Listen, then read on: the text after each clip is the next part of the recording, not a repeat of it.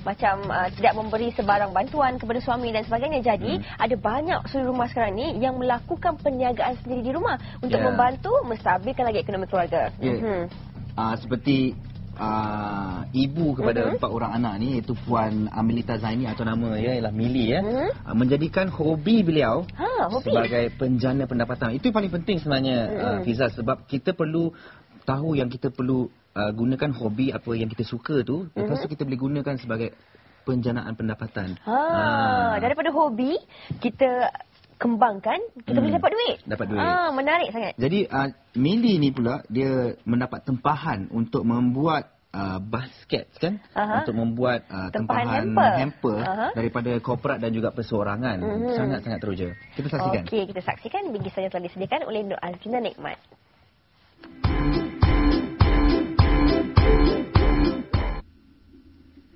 Hanya menjalankan perniagaan dari rumah, namun percaya atau tidak, ia sebenarnya mampu memberikan pendapatan lumayan selain kepuasan berniaga sendiri. Tidak kira apa jua cabang perniagaan yang dijalankan, suri rumah terutamanya dapat tersenyum bangga. Melihat hasil buatan tangan hamper-hamper ini, ia mempunyai sentuhan istimewa dan siapa sangka perniagaan yang dahulunya hanya sekadar hobi kini menjadi pendapatan tetap untuk membantu ekonomi keluarga.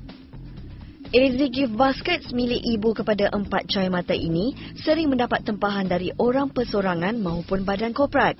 Amelita Zaini atau Mili memulakan perniagaan hamper dari rumah dengan menjadikan internet sumber rujukan selain tempat dia mempromosikan hampernya.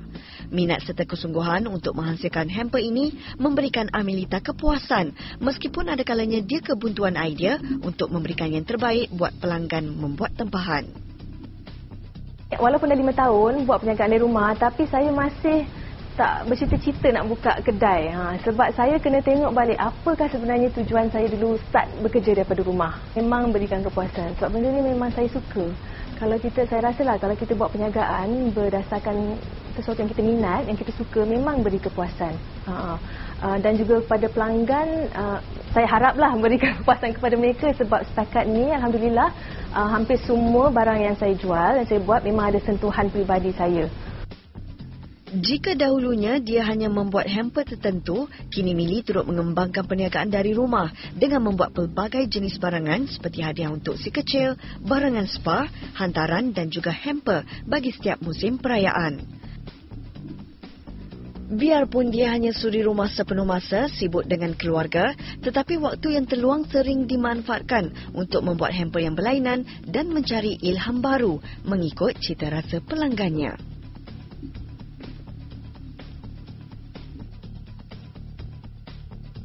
Memang inilah yang saya nak buat. Memang inilah yang saya, sebab bila kita dah beberapa tahun dalam perniagaan ini, kita makin lama makin improve, makin pertingkatkan diri kita.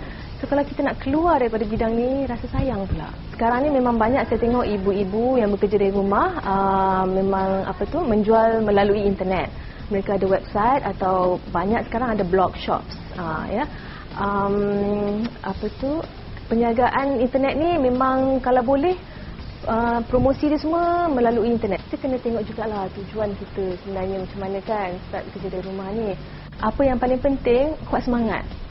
Terutamanya untuk ibu-ibu yang ada anak-anak kecil macam saya, memang kena tahap kesabaran kena tinggi sikit, semangat kena kuat sikit sebab memang ada banyak distractions, gangguan daripada anak ke atau keluarga punya kehendak ke kan. Tapi dalam masa yang sama kita terpaksa sampaikan atau deliver barang kepada pelanggan juga. Jadi kita terpaksa ada perancangan lah, kita kena banyak, orang kata juggle roles kan. Kita kena pegang role sebagai ibu, sebagai peniaga, sebagai isteri kan. Jadi semangat yang kuat tu memang perlu.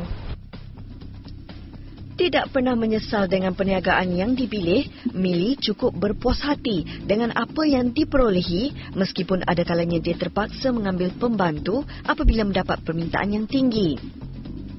Mili boleh berbangga dengan dirinya sendiri dan perniagaan yang dijalankan ini dan mengharapkan agar usahanya ini dapat dicontohi bagi mereka yang ingin menjalankan perniagaan dari rumah. Tidak perlu bermodal besar tetapi kepuasan menjadi keutamaan diri juga pelanggan.